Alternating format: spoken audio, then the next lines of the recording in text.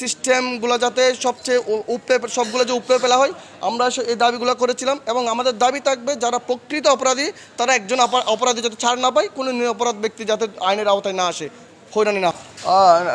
আমাদের তো সবসময় দাবি ছিল স্বাধীনতা পরবর্তী আমরা সবসময় চেয়েছিলাম যারা বিভিন্ন হত্যাকাণ্ডে বা সরাসরি শিক্ষার্থীদের উপর যারা গুলিবর্ষণে লিপ্ত ছিল, আমরা সব সময় চেয়েছিলাম তাদেরকে দ্রুত আইনের আওতায় এনে গ্রেপ্তারপূর্বক আইনের আওতায় এনে শাস্তিমূলক ব্যবস্থা নেওয়া হোক।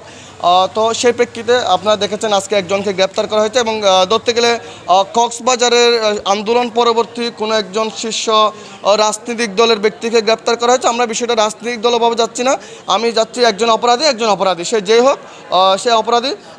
আমরা সবসময় বলেছিলাম যেহেতু বিভিন্ন গত ফ্যাসিস্ট সরকারের আমলে যারা রানিং সরকারে ছিলেন তারা বিভিন্নভাবে মামলা দিয়ে হয়রানি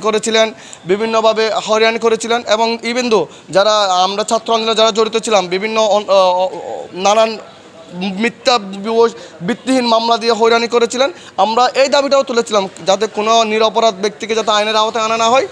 যেহেতু ওনার সংশ্লিষ্টতা পাওয়া গেছে, সিসিটিভি ফুটেজ থেকে শুরু করে সব জায়গায় ওনারা ছিলেন, সম্মুখ সারিতে ছিলেন এবং সরাসরি ছাত্রদের উপর গুলিবর্ষণকারী যে টিমটা ছিল, যে দলের নেতৃত্বে গুলিবর্ষণ করা হয়েছে, ওনারাই নেতৃত্ব দিয়েছিলেন। সেই প্রেক্ষিতে ওনাদেরকে গ্রেপ্তার হচ্ছে এবং আমরা স্পেশালি ধন্যবাদ জানাচ্ছি ওনাকে ধরার জন্য যেই টিম সহযোগিতা করেছে তাদেরকে স্পেশালি ধন্যবাদ জানাই। অনেকে বলতে এখনও যারা আমাদের 12 জন আসামি ছিল এবং 150 জন অজ্ঞাত ছিল কাউকে আটক করেনি, হয়তো তারা দেশের বিভিন্ন জায়গাতে অবস্থান করতেছে গোয়েন্দা সংস্থার মাধ্যমে। আমি আশা করছি র্যাব 15 যেহেতু একটা কাজে সফল হয়ে গেছে, তারা অতি দ্রুত আমাদের আসামিগুলো গ্রেপ্তার করবে। আমরা বুক উৎফুল্ল করে বলতে পারবো যেন আমাদের এই যে 7 তারিখের যে কালুয়ারটা হয়েছে সেই কালুয়ারটা আমরা বিচার পাচ্ছি প্রশাসন থেকে।